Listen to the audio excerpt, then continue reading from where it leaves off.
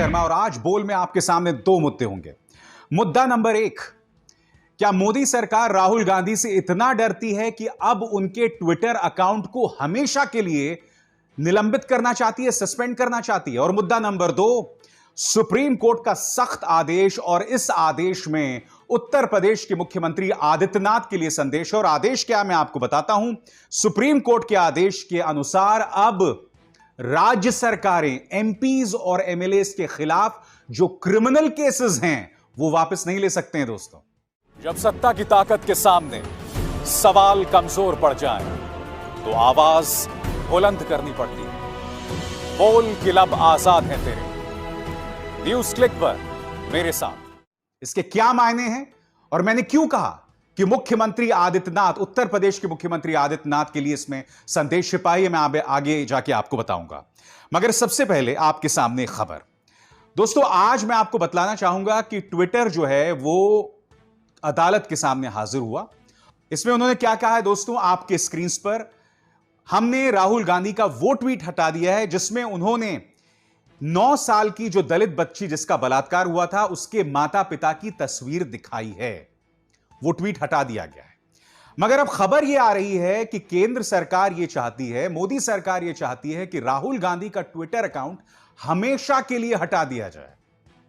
देखिए दोस्तों, सबसे पहले मैं आपको बता देता हूं, जैसे ही दिल्ली कैंट इलाके में वो जो नृशंस बलात्कार और हत्याकांड हुआ था जिसमें एक 9 साल की मासूम दलित का एक पुजारी और उसके कुछ दोस्तों ने पहले कथित तौर पर बलात्कार किया और फिर हत्या कर दी। जैसे ये मामला सामने आया था तो उस वक्त हमने यहां न्यूज चक्र में अपनी जिम्मेदारी को समझते हुए, क्योंकि हम जानते हैं कि ये मामला बहुत संवेदनशील है, हमने मां बाप की तस्वीर कहीं पर भी नहीं दिखाई।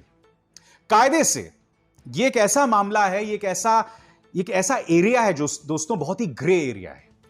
एक सोच ऐसी है जो ये बताती है कि अगर जो बलात्कार की पीड़ित है, अगर उसकी मौत हो जाए तब आप उसकी या उसके मां बाप की तस्वीर दिखा सकते हैं। मगर फिर कुछ अदालती नजीर भी आपके सामने, कुछ अदालती मिसाल है जिसमें कहा जाता है कि भाई आप मां बाप की तस्वीर नहीं दिखा सकते।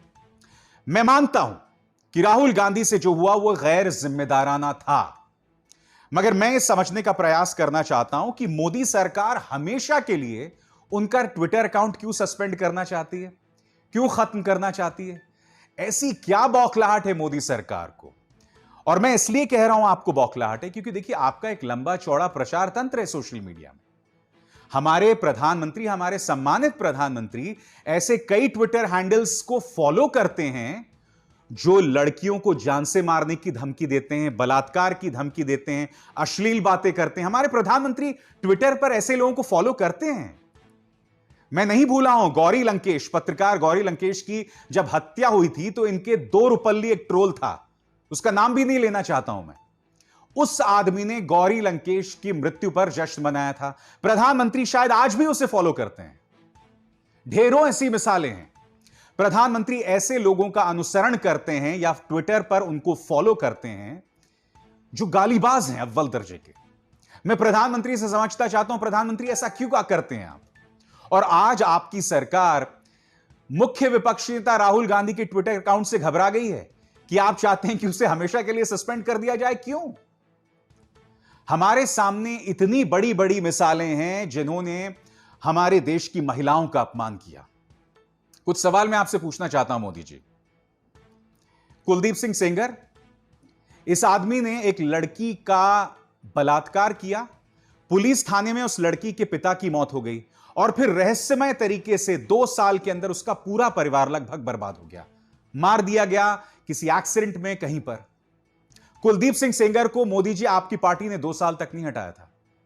2 साल तक, उस 2 साल में उसने उस पूरी लड़की को बर्बाद कर दिया। और आज आपकी सरकार राहुल गांधी का ट्विटर अकाउंट हटाना चाहती है क्योंकि उनसे गलती हो गई कि उन्होंने एक माइनर गैंग रेप विक्टिम के मां बाप की तस्वीर दिखा दी, जो मैं बता रहा हूं नहीं होना चाहिए था। तो दोष कहां पर है? चलिए, मान लिया कुलदीप सिंह सेंगर आपके एक विधायक हैं, आपके अपने मुख्यमंत्री, उत्तर प्रदेश के मुख्यमंत्री आदित्यनाथ भूल गए हाथरस में क्या हुआ था? हाथरस के अंदर रातों रात जिस लड़की का बलात्कार और फिर उसकी हत्या हुई, रातों रात शव जला दिया। प्रधानमंत्री, क्या इस बात के लेकर आप में चिंता पैदा हुई थी? इस बात को लेकर आपकी आंखों से आंसू निकले थे? बताइए ना। और फिर आज भी मैंने अभी 2 दिन पहले मुख्यमंत्री आदित्यनाथ का इंटरव्यू देखा जो उन्होंने पंचायत आज तक को दिया। उससे वो सही ठहरा रहे थे कि वक्त के साथ दूध का दूध और पानी का पानी हो जाएगा हाथरस मामले में। अरे कौन सा दूध और कौन सा पानी भाई? हाथरस में आपके लॉ एंड ऑर्डर एडीजी ने क्या कहा था, आप भूल गए? उन्होंने कहा था बलात्कार हुआ ही नहीं है। बाद में सीबीआई ने कहा हां हुआ है।